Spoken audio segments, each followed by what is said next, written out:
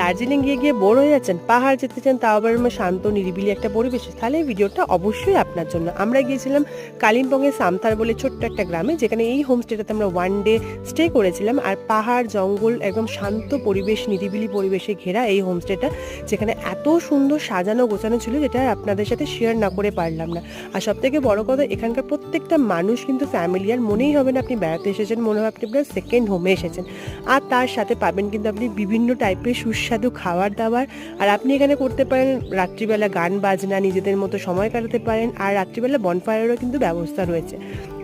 তারপরে সকালবেলা একটা ঘুম থেকে উঠে 1 কাপ চায়ের সাথে কিন্তু পাহাড় উপভোগ করতে পারেন। আর সবথেকে বড় কথা, এখানে কিন্তু আপনি সমস্ত হাতে করা মানে বাড়ির তৈরি খাবার পাবেন। আর কত কি খরচা পড়লো না পড়লো সমস্ত ডিটেলস আপনি আমার বড় ভিডিওতে পেয়ে যাবেন। বড় ভিডিও আপলোড হয়ে গেছে, প্লিজ চেক আউট করে নিন। আজকের মতো ভিডিওটা এই পর্যন্ত, বাই।